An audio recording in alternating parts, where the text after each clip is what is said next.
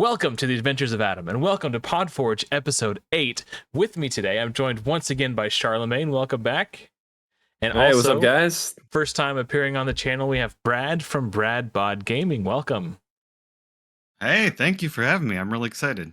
Yeah, and as I understand it, you were just starting your content creation journey. So is Godforge the first game you've covered ever? Yes, yeah. So me and my buddies play D&D a lot, and we started recording some sessions.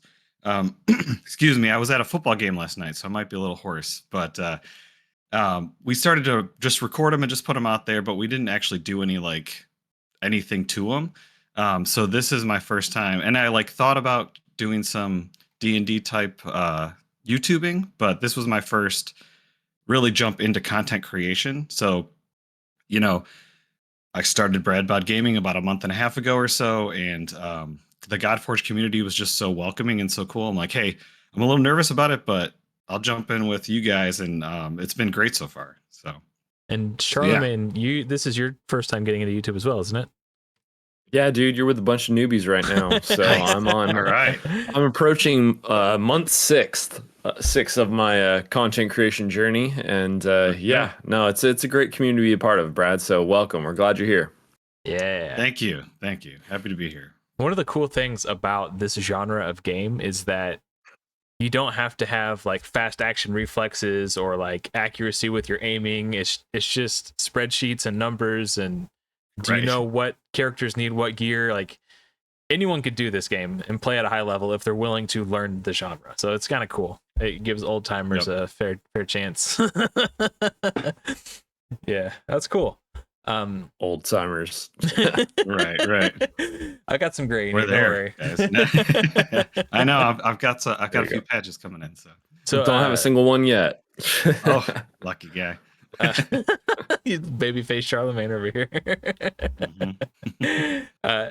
So one of the reasons I had you two specifically on the Podforge is, Brad, you kind of wanted to talk about like balancing IRL stuff and making it content and all that stuff. And I know, Charlemagne, you got a lot going on in your personal life, and Lord knows I do too. So I thought the three of us could all relate to that topic. So I figured that's why, So let's get into it. Is there anything? Yeah.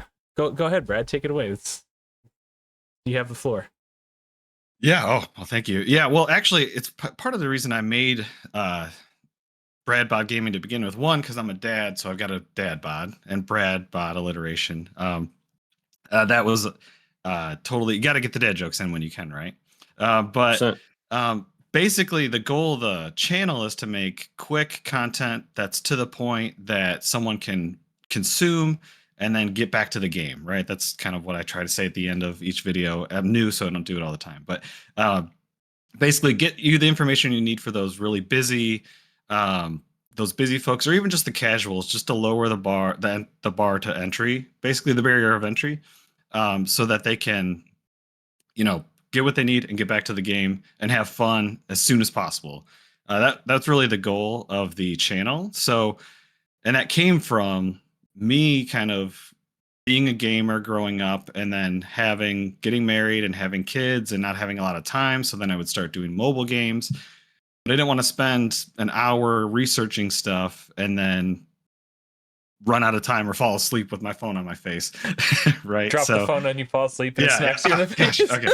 Definitely time to go to bed. I've never done that. Never, ever. Right. So essentially that was kind of my thought in mind for that. And then, just, the mobile game is definitely a great way to get into, or to keep gaming and keep that passion going without being able to get on your console or the PC or whatever. So, doing that is kind of funny because now, being a content creator, I guess I've made some videos, so I guess that counts. It counts. Hey. You have subscribers? I do. Yes, that's true.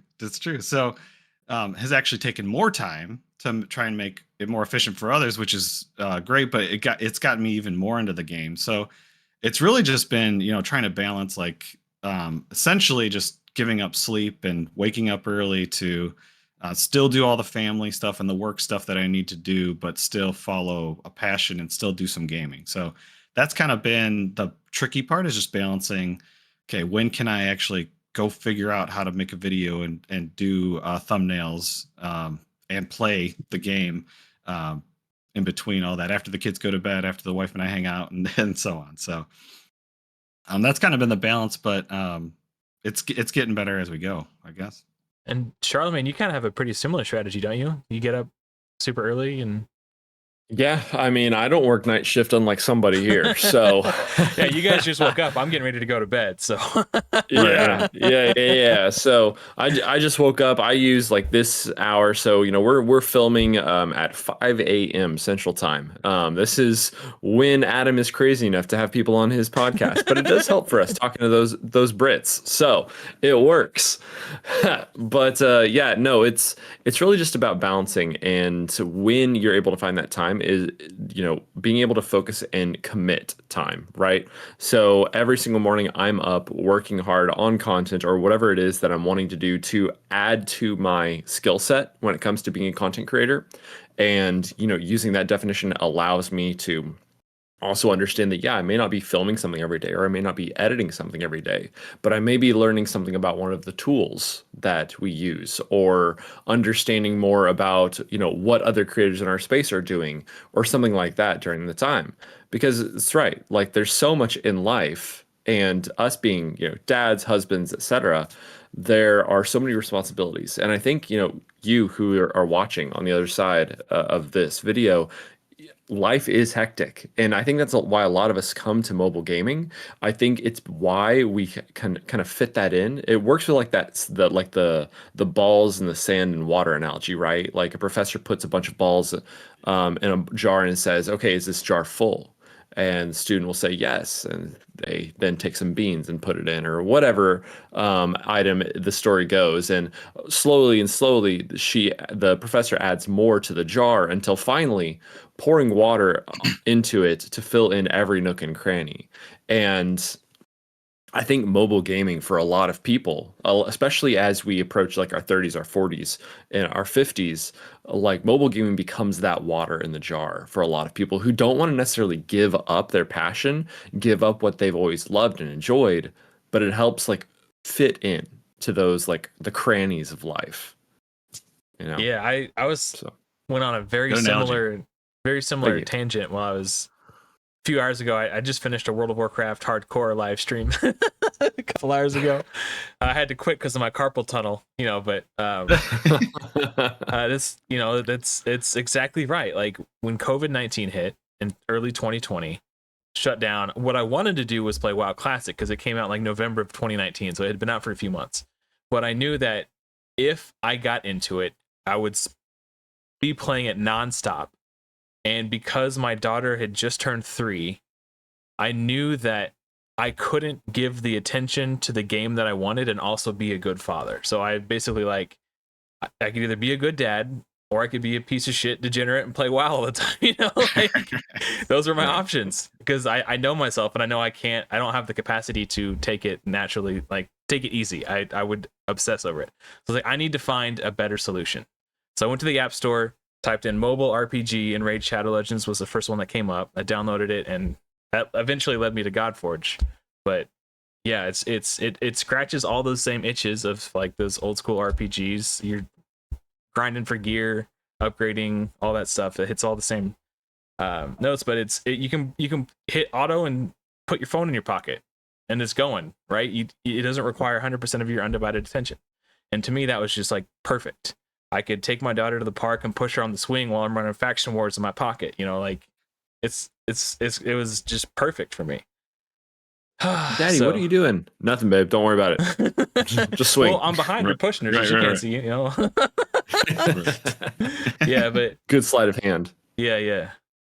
But yeah, for sure. It's finding the balance, and it's funny that you were talking about like, even if you're not necessarily making content, you're learning the tools. I did the exact same thing when I quit playing Raid and Godforge hadn't come out yet. There's like a period of like 3 or 4 months where I was just learning how to use DaVinci Resolve because I'd never used it before. Best decision of my life. Yep. It's a great tool, but just yes, it's a little daunting when you first look at it. Once you learn it, it's quick and there's a lot of shortcuts. But yeah. Anyway, why don't we transition to a topic that most of the viewers could probably relate to a little bit better, because not everyone's a content creator, but I'm sure they can, relate to the game life aspect. balance, though. Yeah, for game sure. life balance. Yeah, for sure. Well, That's before we do everybody. that, I don't know, Brad, what brought you specifically to Godforge? Have you shared that? So I don't think so. So I have been a gamer my whole life, and I am big into, like, The Last of Us was my favorite game of all time. The Mass Effect series is my favorite series. Baldur's Gate 3, and all that. But like I was saying, when my kids are getting older, but when they were babies, I was like, all right, I can't get on. They're watching Blippi or whatever it is on, or Miss Rachel or whatever. So I can't really get on the PlayStation anymore. So I started doing mobile gaming, right? And Raid Shadow Legends, Watcher of Realms. I got into those pretty heavy, and then I kind of backed off from them. But during that time, of course, looking up the content to try and make sure I knew what I was doing or wanted to get better. So Hell Hades or Simon, watched a lot of his videos, and then he talked about Fateless and then Godforge. So I joined the Discord, and I was kind of following along for a little while, and then once I knew the alpha was coming, I signed up for it and I got into the first wave, and I'm like, all right, I'm going hard. And honestly, Fateless has been so cool. Like, when they're talking about, I want every stat to matter. So they're talking about accuracy isn't just about landing buffs; it's also about strong hit, right? Percent, or at least making strong hits stronger.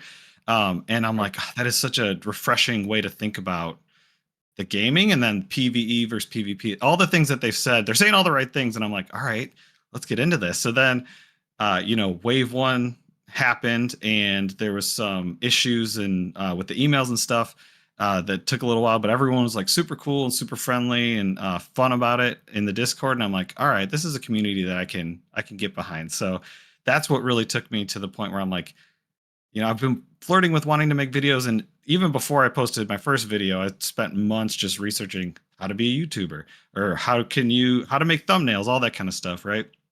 And yeah, I'm like, Godforge is the perfect, I think, place to take the plunge, because it's a safer community. It feels like everyone's super welcoming. All the content creators and the Fateless team has just been super, like, helpful with the tips and tricks and different things. So that's really what got me into it, honestly. Yeah, that's pretty cool. So I know, Charlemagne, you were there because you were a guest on the pod, but did you Brad, did you happen to see the Podforge where I had Simon on? Yes. Yeah. Okay, so I definitely watched that one. He mentioned something that I haven't heard anybody talking about, so I kind of wanted to talk about it a little bit, because there was so many juicy topics in that Podforge. I think a lot of it just got glazed over because of all the stuff that we saw visually at the end. It kind of overshadowed everything else. Yeah, right. So one of the things he talked about when I asked him about masteries is, he mentioned that with the mastery system they have in place, they could potentially sunset old masteries to make room for new ones. And to me, that really got me thinking, because when you look at Raid Shadow Legends, for example, they've had the exact same masteries in the game the entire time, and nothing has ever changed as long as I've been playing anyway. They may have updated and done some balancing in the early days, but in the last 5 or 6 years, I haven't seen the masteries change once. So this has some really interesting implications, because if there's a mastery that literally no one ever uses, they could be like, well, let's just get rid of it, take it out. Hey, when a new content, because all the masteries are achievement based, right? So whenever a new content comes out, they can make new achievements for that content and have us unlock new masteries that have never been seen before for getting new achievements in these new content. So we could potentially, similar to how trading card games have their standard rotation, we could potentially have a rotation of masteries coming in and out of the game. I don't know. What do you guys think about that? What do you like that? Do you dislike it? Because I know some people would probably, in Raid, if they got rid of War Master, they'd be like, oh, whoa, hold on. Right? Or I don't know. Thoughts. Give me your thoughts. This is something I was thinking about today. Yeah, no, I mean, it's a good question, right? Because it highlights the fact that hero building is going to be completely different inside of Godforge. I think that they're taking it through a very different lens of, that nothing is necessarily permanent. And that's a different strategy than I think the standard developer has, because for a software developer or a game developer or whatever, they want to take a concept, build it out, create the MVP, tweak it, finalize it, maximize it, and then move on. And to a certain extent, yes, like we're still going to see that when it comes to hero design and hero builds and like how we're building heroes. Like I don't think the gear, the art, like the gear, the weapons, like that's not going to change. We're not going to see changes to that, like, initial structure. But the fact that they're thinking, oh well, yeah, masteries, we can swap them out, change them, do these types of things. It's potentially dangerous, right? Because we don't know what the masteries are going to be. They've termed it masteries. I think that is the official term of this edition, and people are going to think that means one thing, but we don't know whether or not that's actually what it means or not. Like it could be, oh, here's this stat boost because that's what we've seen in other games, right? But instead, it could be, this tweak to interaction in a piece of content. Because if it's achievement based, right? If it's achievement based, then we are performing acts, we are conquering pieces of content in order to achieve those bonuses. And so we don't know exactly what they're going to be. But regardless, builds and choices, meaningful choices, could still be made around those masteries and what has been achieved or what players are doing or even where their time is being committed. Especially if it's achievement based, that probably means that it's a trade of time for mastery. And if they were to sunset particular ones, like sure, they're never used, great, let's sunset those. But let's say the meta shifts and there's something that they want to change and move around, then I mean, players are going to maybe need to rebuild champions, re-gear, farm different gear. Like we don't know. Yeah. But it definitely adds some kind of throws a firework in the woodpile, Yeah, very well. Brad, do you have any thoughts on it? Yeah, no, I was just going to say I think that player flexibility I think is huge, and I think that if depending on how they would sunset them, I'm sure we don't want to feel like we're getting stuff taken away from us. So yeah, I guess that it depends on how they do that. But in general, I think more flexibility and more kind of moving to what the players want, I think is good regardless. So I guess we'd really just have to see what that looks like and how that will work. Yeah, they might not even seriously be considering it. It might just be something that Simon just rolled off the top of his head and I read too much into it, as I often do. But I was just thinking, like, man, like if everyone is very attached, because this is a problem you run into with trading card games when the standard rotation happens. Like someone is very attached to this card and now they can't use it in the standard format anymore. So either they can't use it anymore or they have to go play this other format. So I think it would be cool if they do sunset masteries, if they had like an anything goes sort of eternal format where things that have been sunset in the past are now usable in this PvP game mode or whatever, where they're not necessary. Because that's when we think about metas, oftentimes we think about heroes or champions. And it could be that one particular hero is only OP because of a specific mastery. And there's nothing problematic about the hero, but it's the synergy between the hero and the mastery. So they could, instead of banning or nerfing the hero, they could just sunset the mastery. Now they're all of a sudden not as good in PvP, but they're still usable in PvE. So that's something that could happen too. It's just a random thought, Well, and this has a whole nother implication as well, right? Because aside from sunsetting, that also means that new masters are going to be coming to the game as more content comes to the game, which we could take that multiple ways, but let's just talk about power creep. Yeah, in theory. Yeah, I guess this is the time in the video where we should say, hey guys, all of this is subject to change. We are content creators that know as much as you do. We just like to talk about leaks and concepts way too much. Yeah. So pure speculation. But let's say that achievements masteries are achievement based, and if that were the case, we could potentially assume that when new content comes, new achievements come that unlock new masteries. And power creep, like if whatever masteries are adds power or ability to a hero, that means that over time heroes are going to become more and more powerful. And what effects could that have in the game, right? Like there's all kinds of things that could cause. But I mean, I'd love to hear y'all's thoughts when it comes to like power creep in this. Do you think that Fateless is like kind of riding the line of, maintaining a properly balanced game? Do you think that power creep is, I mean, probably inevitable in all gaming, right? It's kind of a Of course. requirement. But like, yeah, where do y'all kind of see that or think about that when it comes to those kind of concepts? Do you want to jump in, Brad? You look like you're thinking about something. Yeah, well, no, I was just thinking in general. I mean, power creep is inevitable. It's going to happen as you introduce new things. I don't know. Just knowing Fateless as a company so far, it seems like they're very aware of all that as being gamers and passionate about gaming. That I feel like they're gonna figure it out or strike that balance. It's just really how long can you string out before the power creep becomes too much, right?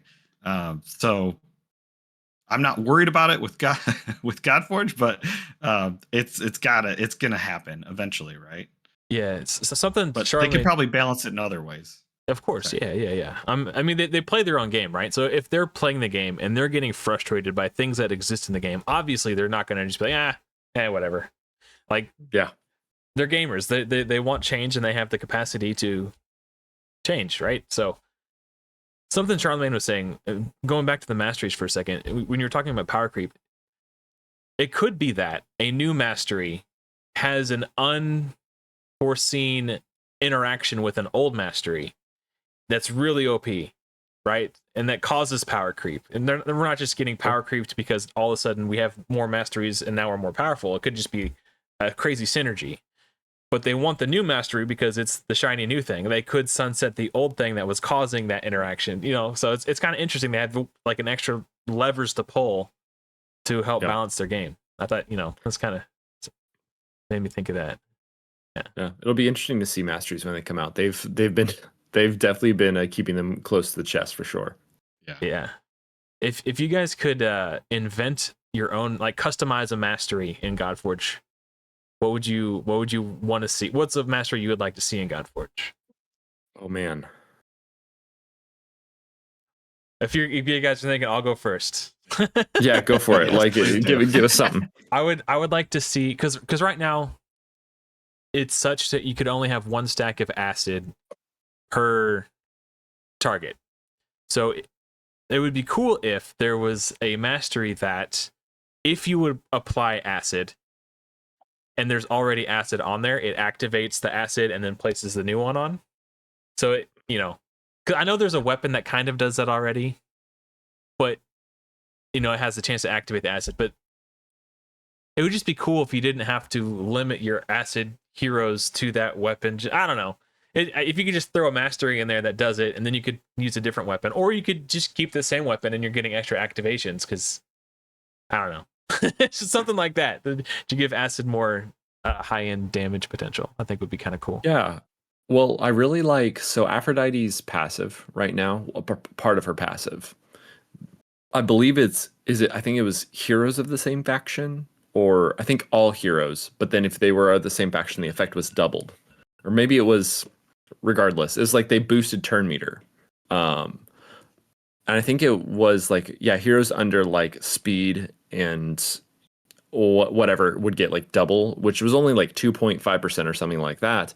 But even still, that synergy of having those abilities that would increase turn meter and help your team, go faster and things like that.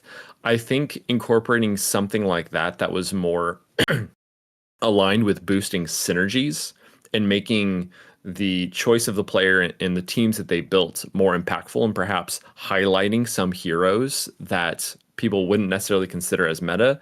It's like if masteries more relied on synergies, more relied on, okay, if you have more heroes of the same faction, or if you are fighting heroes of a different faction, or things like that. I think that hasn't landed well in some games, and for good reason, because it's not an integral part to the game itself. And I wouldn't want it to be necessarily like integral, but being able to see it more often, which would allow for players to either lean into it or ignore it, I think that that could be a lot of fun to be able to see inside of the game. Yeah. Any thoughts, Brad? Yeah. No, that sounds great. I like your guys' ideas. I don't really have one off the top of my head. So it's funny you asked me I don't know. if you needed to prepare anything. I said, "Nah, don't worry about it," and then just spring in Right. Out of this question, I'm like, okay, Too early overdrive, for this brain one. overdrive, let's go. Right. Well, so talking about synergies, it's been interesting to see how things have kind of developed in that way. Like, so in alpha, one of the most common synergies, I would say, actually, one of the most common synergies that never actually worked was Shishi and Guan Yu, right? Like, people wanted to see that Tian ally joint attack happening, but it never did. I think Hippocleta also had that with the Olympus faction. I never really leaned into that. I don't know if that was working, but with the rising of Sun Wukong last week, super exciting stuff, lots of great content, but we saw potentially other synergies beginning to arise in the Tian faction, as he has a chance to ally attack. If, like something I highlighted in my video, man, pair this dude with Shishi and it's just going to be even further emphasized. And like, I can already see, assuming they don't do the broad sweep, which I think Paul said in the podcast last week, the Fateless podcast, that they're not going to take the lazy route of saying like all bosses are immune to this, all bosses are immune to that, etc. But I can already see the synergies of boss fights with Shishi, Guan Yu, and Sun Wukong, turn meter control, joint attacks, the massive max HP health chunks, like all these kinds of things. And shoot, this is just 3 heroes. Like we don't know what all is going to be there. And so, somebody commented on my videos, like, I can already feel like the TN faction is going to be one of my favorites. And while I definitely agree with what we have seen, can highlight the fact that the TN faction is going to have some great additions and some great synergies within it, I think that what we're beginning to see is the level of complexity that Fateless is bringing to their heroes. And I mean, when it comes to synergies and everything like that, what kind of things would y'all want to see?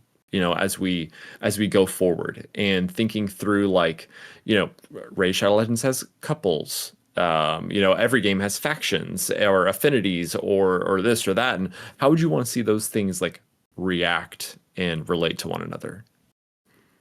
It's an interesting question, but before we get into that, I want to hold on to that because there was something I wanted. You mentioned something that made me think of something, so I want to get this in before we go to that. So remind me of your question, so because I'll forget. I had to write a note. Okay. Something you were talking about is this. We already have tons of synergies. We've only seen a small handful of things, and it seems like all the heroes are really good.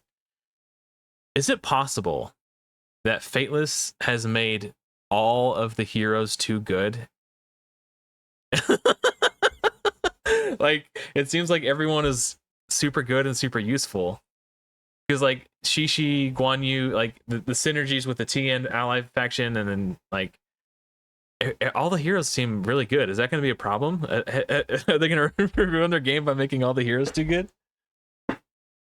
Well, that's one thing they said. They said if everyone feels OP, that they want everyone to feel OP, but then stacked up next to each other, they're all, relatively the same. Because that was one of the things I was gonna bring up was Sun Wukong and how I feel like he's OP. He at this point looks like one of the legendary I'm going to be wanting to pull the most. And I'm like, that's just one of, we've had 67 heroes. That's one more, and then 200 and something more after that.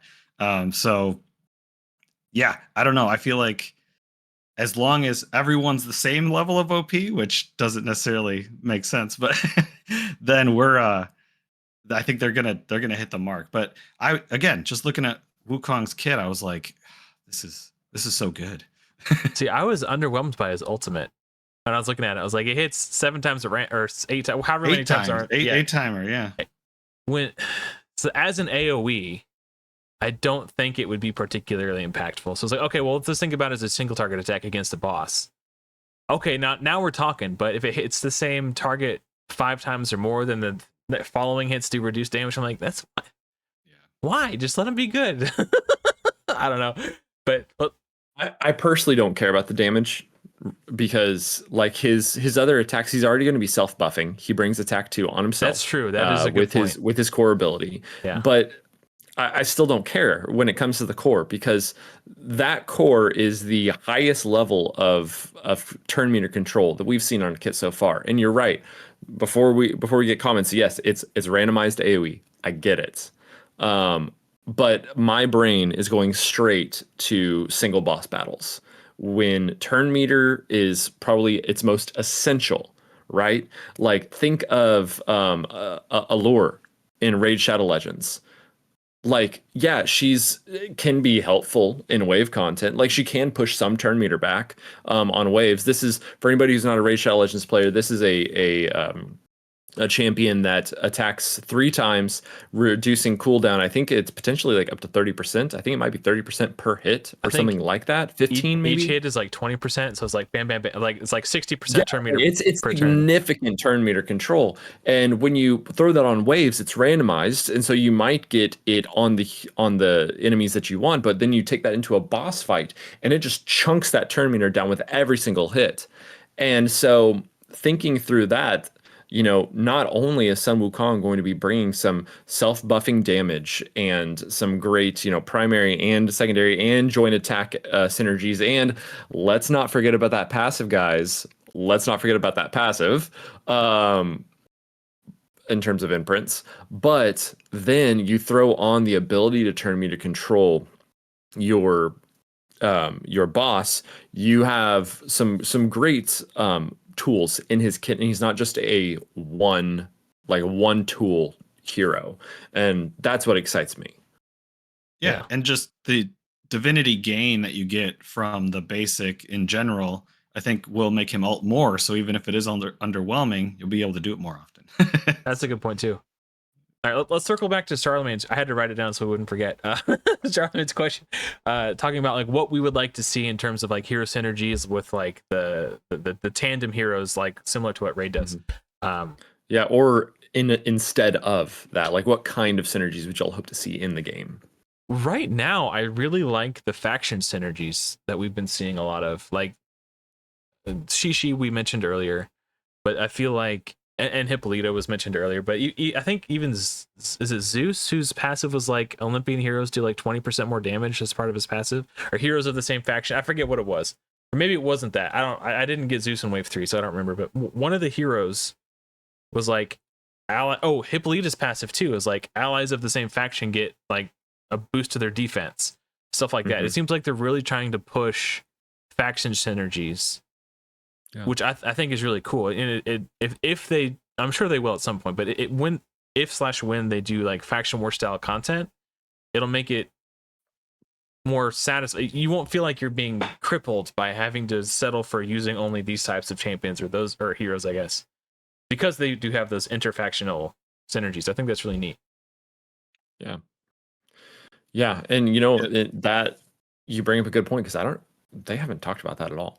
There's been 0 leaks. The screens that Simon has shared on in the Sanctum doesn't pinpoint that any kind of faction-based content will exist at launch. Yeah, that's true. Maybe future. Yeah. Just to jump in on that, the synergy stuff. I guess I'm maybe not a fan of like the paired synergies as much, because if you don't get the other person, it's like, okay, well. But I love the idea of the faction synergies, especially because they're going to be so filled out. I mean, if they have 200 heroes at launch, you're not going to be missing something in one faction versus another, as long as you can pull the heroes and stuff. So I think that will be great. And it'll make unique content for the different factions. And yeah, you can plant your flag. This is my favorite faction, so I'm going to ride with them. And you got all the synergies there, and you should be able to hold up with all the other factions as well. So I like the idea of the faction synergies, but maybe not as much like the pairs or this happens if I have this other person. It's just it seems too singular, and especially as we go to like a full game launch where alpha was kind of like this compressed uh, beginning, mid, end. There's going to be a long patches where you don't probably have that other pair, especially if we're talking about legendary. So the faction I think is fun. I do think it, as long as it's not too ludicrous, I think if you have those tandem heroes like they do in Raid, for example, having one and having them be good on their own, but then you pull that other one and you're like, oh, like Cupid and Venus or Sifi and Rotos, like, yeah, you just go from like they're both good heroes individually, but when you put them together, it's nutty. So I do think it's cool because it gives you that moment of like, that's not just any legendary, that's the legendary that I need to, it's like now you could use them both. Kind of hype. Yeah. So I don't know. I'm on the fence about it, but I'm leaning more towards I would like to see it. Go ahead, Brad. No, I was just gonna say that's a good point because as long as it doesn't stop you from doing content, like I have to have this pair or else I can't complete this thing, which Fateless has said many times, like they want to make sure that there's enough variety and different ways of kind of setting up your teams to make sure that you can always have different ways of beating the content. So I'm sure they're thinking about that. But yeah, as long as it's not a barrier for advancement, then yeah, I hear you. Yeah, I think just in the realm of what we're playing, right? Like we're playing with myths and legends, and legends, and one of the primary factors of stories in all of humanity is love, right? So like there's going to be, we've already seen it with Isolde and Tristan. We know that Odin has his own pairings that weren't in the alpha. Like all of those things, like I don't think there's any getting away from like the whole like couples synergies. And Zeus bangs everybody. Yeah. It's in the myth, right? In the lore. Yeah, there's a whole lot they could do with that. But no, I think it just generally with where these stories are coming from. And like I wouldn't be surprised if Arthur has some kind of synergy. Or Lancelot. We just saw Lancelot and Guinevere are both epic heroes. They could have synergy. Like we don't know. But with the stories that these heroes are coming from, these myths and legends, where they're all coming from, it lends itself to those synergies. But I think, Adam, you make a great point. It's that it's not whether we should have them or not have them. It's how the original hero kit is designed apart from the other. There's a great example of this, I think, in Raid Shadow Legends would be Noelle and Nicholas, the Christmas couple.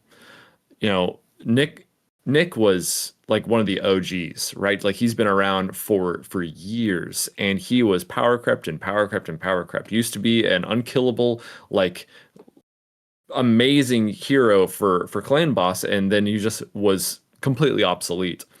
Noelle comes along. And people still say like, okay, yeah, like he wasn't great. They slightly tweaked him to be a couple hero, but then she came along and she was like the ultimate, like just a phenomenal champion. But by making them come together, they had like some synergies that just people wouldn't expect, and was really, really great. They both, I would say specifically Noelle was still a great champion regardless of Nick, but by bringing them together, it really unlocked that full potential. And I think if they can go along that route, which based off of what they've been showing and what they're going to do, I think they will. And, it kind of goes back to that point of like, well, are heroes too strong? Well, if everybody's super, then nobody is, right? Yeah. And I think that insert incredible flip here. But no,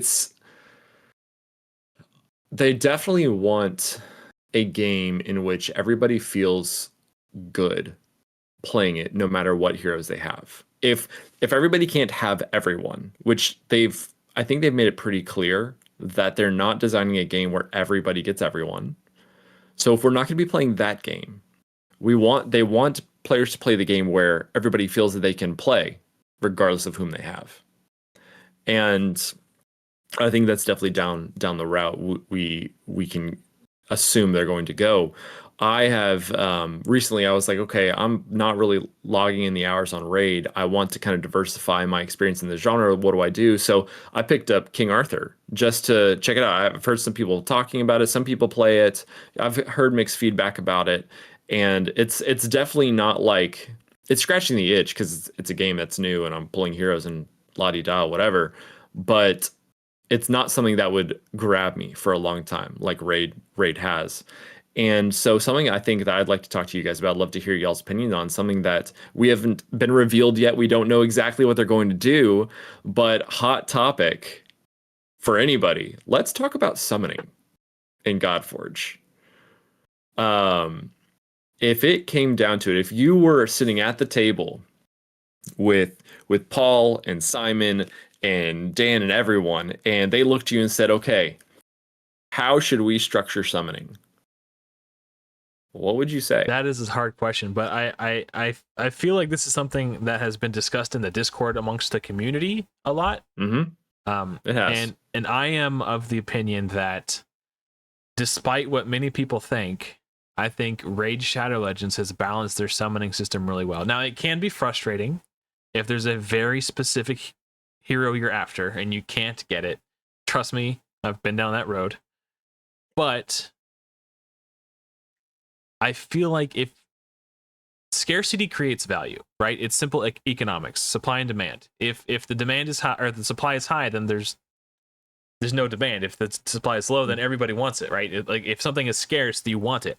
And then when you finally get that thing that you want, it's like, oh, like this is not related to gotchas, but last night I was playing hardcore WoW, and I'm playing a game mode called Solo Self-Found, which means I can't trade with players, I can't use the auction house, I can't use the mailbox. Everything I have on that character, I got myself. And I was doing a warlock quest, and in order to complete that quest, I needed to craft a robe.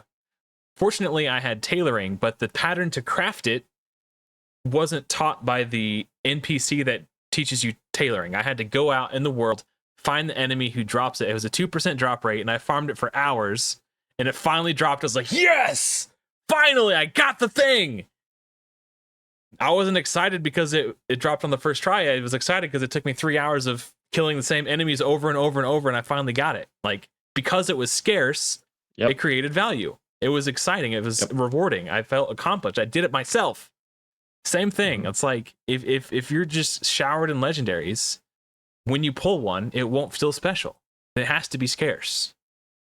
So I think as long as they add some sort of system to allow players to target specific heroes like a wish list or something, it can balance out a lot of the feels bad with summonings. But I think in terms of scarcity, I think Raid Shadow Legends summoning rates are perfectly acceptable. And I say that as a free-to-play player. That's my hot take. What are your thoughts? What are your thoughts, Brad? No, that's great. I honestly, I feel like, again, to the same point, like we want King Arthur, you just mentioned it. I've heard a lot of it was like, oh, well, then I got everybody and now I'm done playing. So you feel like you completed it. Like, obviously, they can't do that as a business model, but obviously that doesn't feel good as a player either, especially if you're really into the game, into the lore, into the whole thing. So to feel like you've reached the end is a bummer, even if you did get all the heroes you wanted. So there has to be that scarcity. I would say that I would prefer it to be like, you know, you have a specific, if you're going after Wukong like I'm going to be, right? How can I guarantee that I get him, or how do I make sure that I, you know, work hard enough or you know, play long enough to have a better chance at getting him? I think has to be in the summoning system, or I'd really like it. But it can't be you get a Lego every 100, like every 20 pulls or whatever. Because I guess I don't know how the summoning stones, crystals, whatever they are how often you're going to get them. Aether stones. Yes. See. So I feel like, yeah, if you can target either the person or even a faction, like we're talking about faction synergies, if you could do faction stones, that'd be kind of cool too. That's actually a really nice balanced way to approach it, actually, because that could be cool. It's a smaller pool. It puts you in the ballpark, but not Yeah. and helps you target if there is faction specific content. It helps you boost a faction if you're lacking in it. Also, because a lot of the tandem heroes are likely to be the same faction anyway. So if there are tandem heroes, you know, and you're going for one specifically. Sorry, I didn't mean to cut you off, but I wanted to No, touch on No, I that. think we're onto something. So, in general, Adam, I agree with your sentiment of it's scarcity. It creates the value and the excitement of pulling legendary heroes or whoever you wanted. But I think if there's some targeted, like faction pulls, then I think that that would be a fun and exciting way to make sure that you can still have a better chance of getting who you're looking for. Yeah. What do you think, Charlemagne? I was just about to ask the same question. What do you think, Charlemagne? Yeah. So, you know, I would agree with what Simon said in the past, is that raid is very close to having it right. Very close, very close. And I commented, so one of my recent videos was a commentary on Nub's Wait, Shadow Legends' Genius video. Nubs saw that too, by the way. I saw him in your comments. Yeah, he gave me the eye look. I was like, Gulp. but no, it was something that Nub brought up, that it is both genius and a huge detractor from what Raid has done, and the fact that the genius of it is that when a player finally pulls a hero that unlocks content or changes their account or something like that, like the feeling, I mean, I did it live on one of my videos recently, pulled whatever that dwarf is. I always forget her name. But like I pulled a hero that completely just altered my account.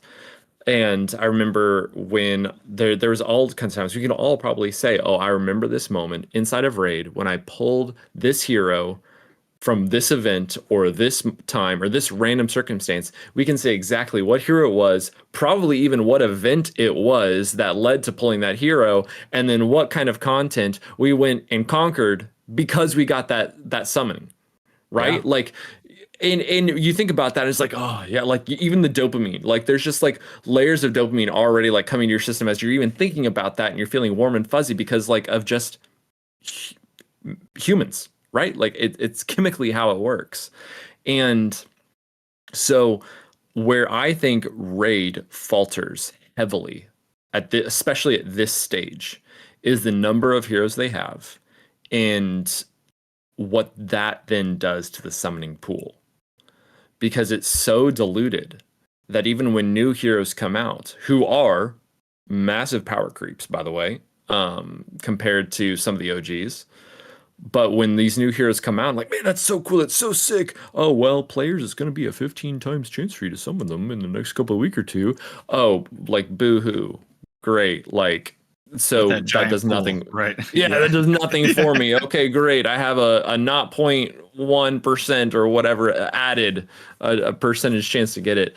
And so what I would love to see inside of Godforge, because so in contrast, brand new to the game, something I've experienced in the past, but specifically in King Arthur, it's that every 60 summons you're guaranteed a legendary.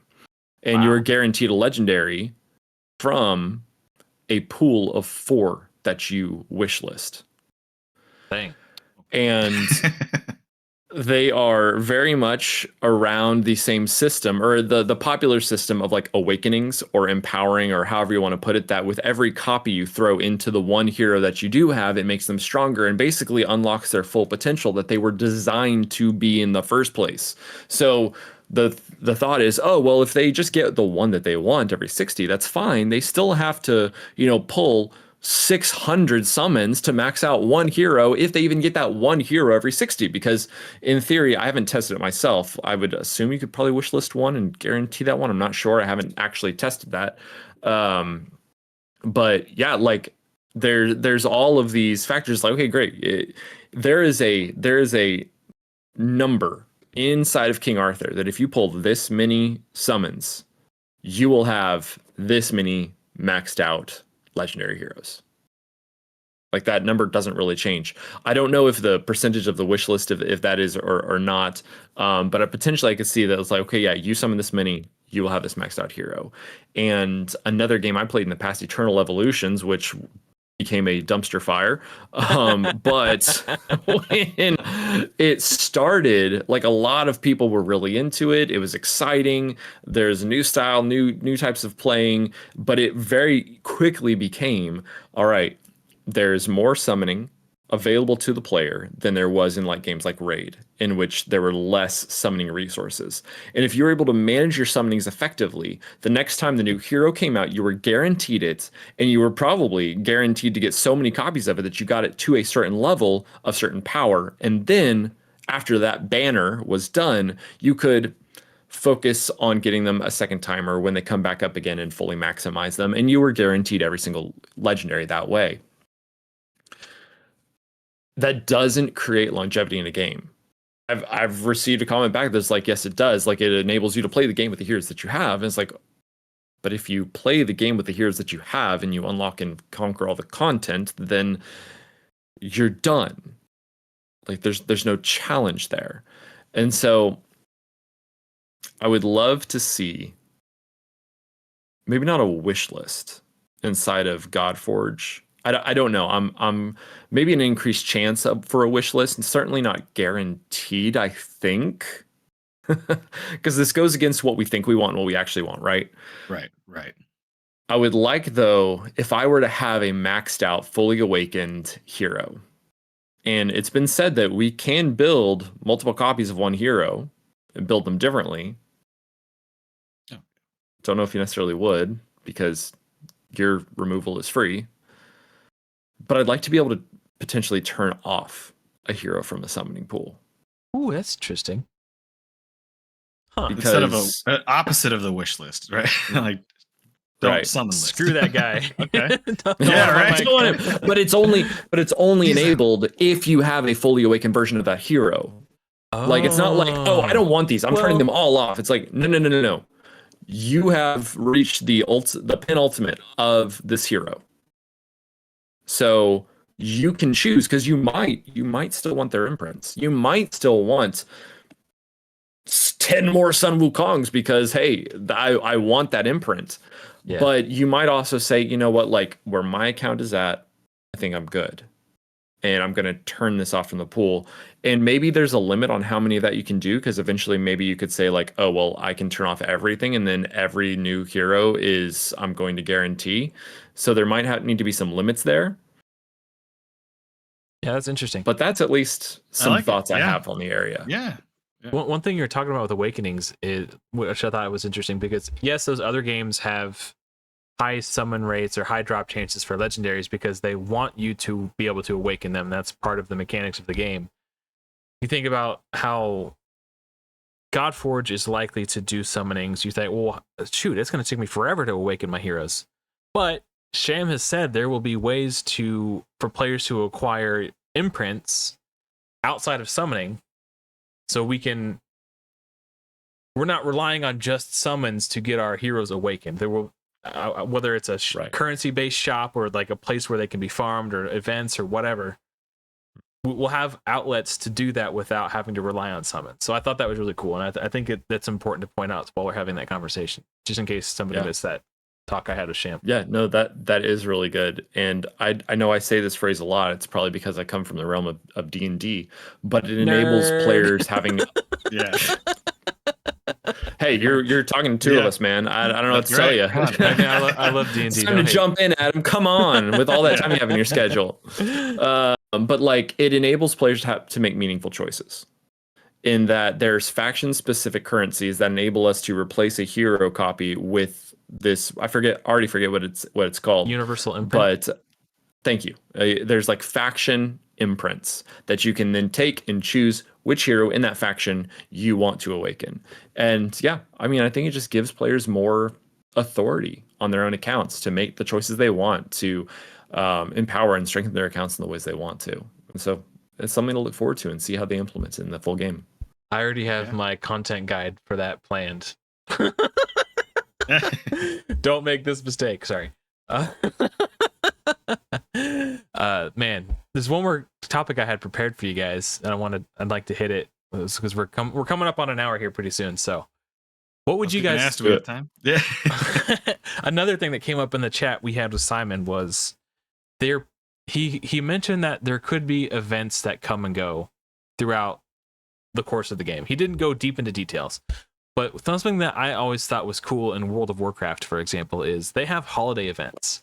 Valentine's Day comes around, they have the Valentine's Day event. Halloween comes around, they have the Halloween event. All this stuff. I thought it'd be cool if in Godforge there was something similar where every holiday, so like every month, 12 months in the year, new holiday associated with that month, you know, whatever, however they decide to do it. If there was a special, unique event / mini game within the game that was for us to do, and then when that holiday season passes, we go on to the next one. So there's always like a constant, fresh influx of stuff to do. What do you guys think about that? Do you think that would be overwhelming to have new game modes come and go month to month, or do you think players would enjoy it? I think I would look forward to that. I think because not only is it something that's new every month for the people that have been doing it, but it gives someone that starts out like in, you know, not at the beginning of launch or whatever, something that they can build up, and maybe you get more, you know, whatever it is, currency or rewards that you wouldn't normally get just by starting the game without an event like that. So I think it would be welcome, especially as we go further past launch. Just having something different, some variety, some theme to it, would be super fun, I think, overall. Especially if there was one that you really liked. Like, let's say hypothetically the July event was your favorite. When like May and June start coming around, like, oh man, I can't wait for that July event to come back. I love it so much. Right. Like, it gives you something to look forward to. You look skeptical, Charlemagne. I know.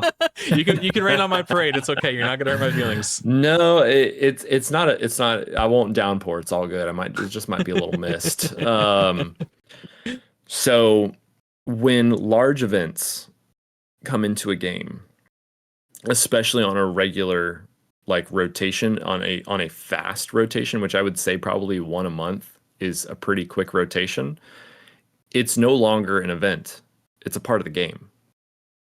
So it's not necessarily that, oh, well, there's a special event. Yeah, every single one is different, and we're not going to see it until next year, like anniversary events, for example. Great. Players know, and they're ready, and they're amped up because it's anniversary. Something is going to be big. Something's going to be huge. They're going to make their best fusion. What was that? Cake.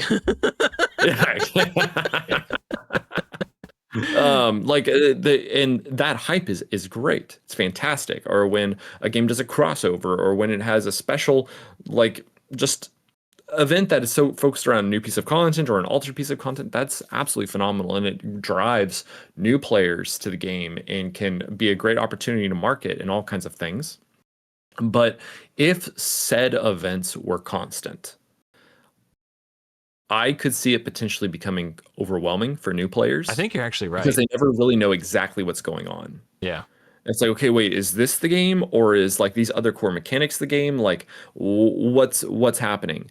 And I think content creators, we can very easily get in the mindset of the top 1% of players in the game, that we pour so much time, so much effort, so much, you know, whatever resources, whether it be money or time, into the game, that we always are saying more content is good. More is good. More is better.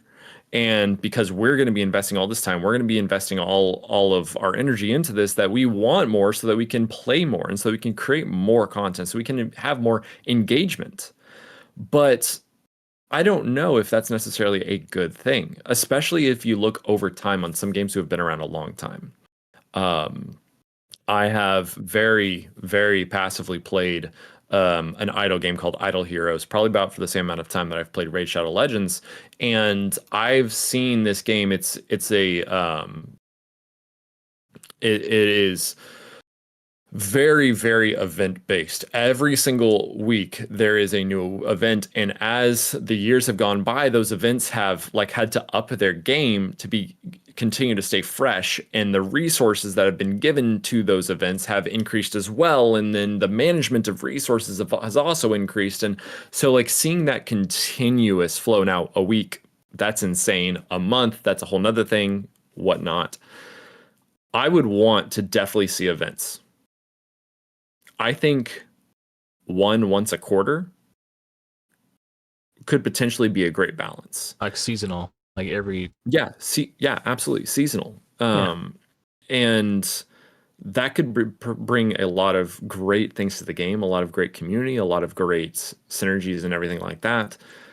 The balance then would be making sure the game doesn't feel dead when those events aren't live. And I think with some of the game modes, the PvP things that are talking about normalized PvP, other things around like just the story and things like that, I think they have enough, fodder there to create that kind of energy around their game without needing these events all the time. At least that would be my hope. But yeah, I think doing events that regularly could, one, burn out a team, but two, increase the development of a game towards end of life faster, if that makes sense. That's a fair point. Yeah, I think. Well, go ahead. No, go ahead. I was gonna say, well, it doesn't have to be a super complex event, right? If it's simple enough but rewarding enough to take part in, a new person can come in and be like, oh, okay, I go down this tower, right? Or go up this tower and do this match stuff. 3 and right. So to have, I think, something fresh as frequently as every month, I don't think would necessarily be a bad thing, as long as you're not making it the super complex, thing to try and navigate. So yeah, I like the big quarterly events. I think that would make sense. But maybe events as we think of them, maybe just a more subdued or simplified version could make it work. As long as it's still rewarding and worth it, I guess. Yeah, potentially. But let's put I'll put on my business hat for a second. Yeah. Okay, great. Like they make smaller events that people can engage with or cannot engage with. But then why are we spending the revenue on our developers managing, maintaining, innovating, developing these mini games if it's not actually going to create engagement, which therefore boosts, player, whatever. People will buy more because there's more to do. People will be playing more, bringing more players into the game. Like they have to be those things that really enable that to grow as a business. Or it's like, well, why are we going to do that? Because let's be honest, would I rather play Candy Crush inside of Godforge, or would I rather play a strong normalized PvP? Yeah, that's a good point. Yeah, good point. Yeah. Can only develop. Unfortunately, a company can only develop so much. Yeah. True. Very good point. Yeah. All right, gentlemen, I think that's a good place to wrap it up. We've been going for about an hour now. So thank you so much for joining me today. And thank you for watching, guys. Hopefully, I'll see you all in another video soon. But until next time, everyone, take care.